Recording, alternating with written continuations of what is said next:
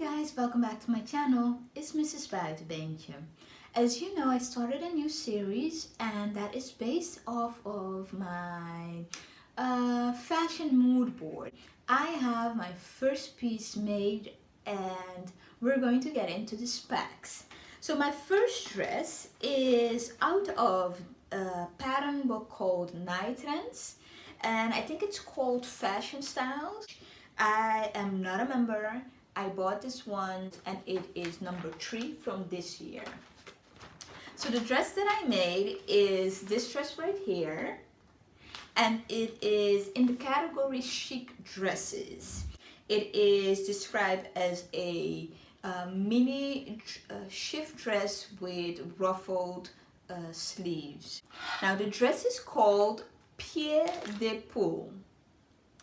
I'm going to insert the name because it's French. However, it is translated to houndstooth.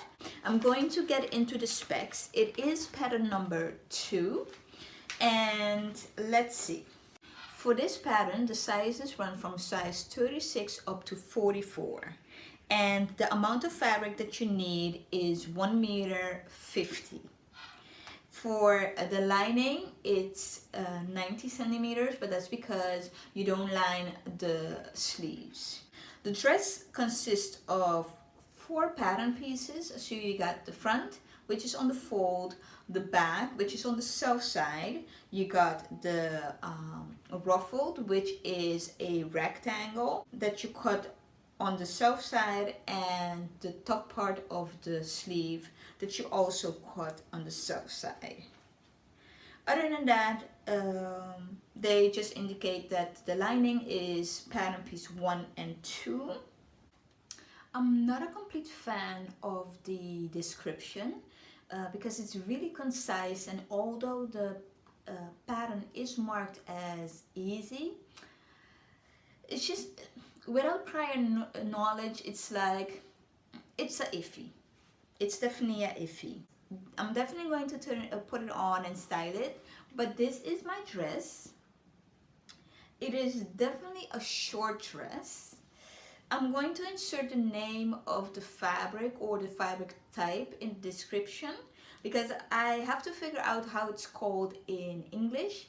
I do know it's called visgraat in Dutch. These are the ruffled sleeves, and I did line it, but I decided to line it with this color, and it really complements the dress.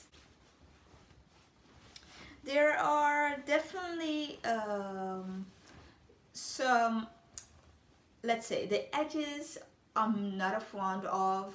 The dress does unravel, so now that I have my overlocker, and yes, there's going to be a video about my new overlocker, but now that I have an overlocker, I'm definitely, when I get a little more experience with it, I'm definitely going to finish off the edges a little more professionally.